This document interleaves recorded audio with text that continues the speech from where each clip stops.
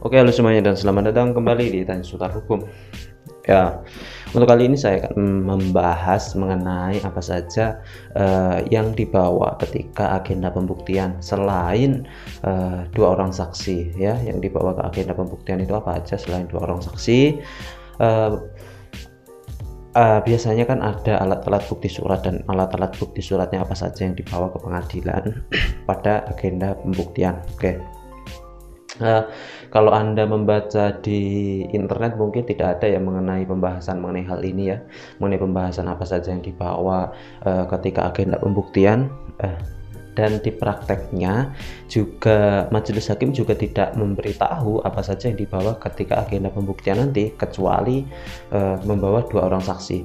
Pasti majelis hakim cuma hanya memberitahu apa yang dibawa ketika agenda pembuktian, ya hanya untuk minggu depan silahkan siapkan dua orang saksi gitu saja. Tapi padahal selain dua orang saksi ada beberapa yang harus dibawa juga, yaitu ketika agenda pembuktian harus membawa alat bukti surat juga, karena untuk membuat keyakinan hakim ya, selain saksi kan salah satu alat bukti ya, dan alat bukti yang lain yaitu alat bukti surat. Dan alat bukti suratnya yaitu apa aja?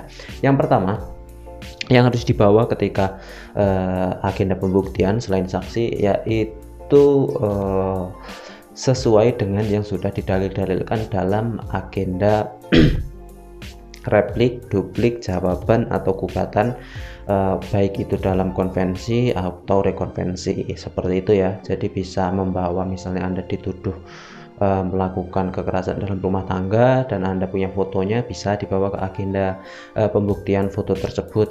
Atau ketika Anda dituduh selingkuh atau menuduh selingkuh dan ternyata ada bukti chatnya atau bukti teleponan atau bukti apapun, bisa dibawa ke pengadilan ya, difoto.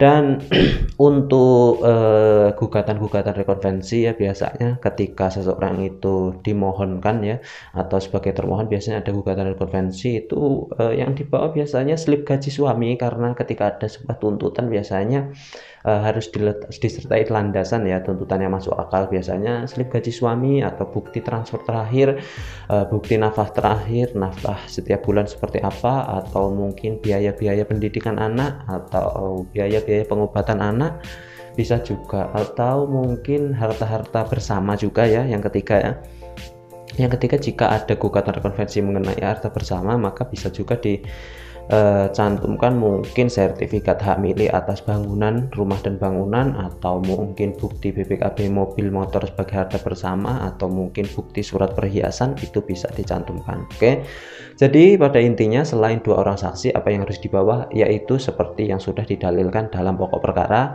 gugatan rekonvensi maupun gugatan rekonvensi ataupun konvensi juga, semuanya harus dibuktikan dengan bukti surat atau dengan bukti foto. Dan saran dari saya, jangan lupa untuk melegalisasi di kantor pos dulu atau di warmaking terlebih dahulu di kantor pos untuk semua buktinya agar bisa masuk ke pengadilan. Itu aja cukup seperti biasa, semoga bermanfaat dan terima kasih.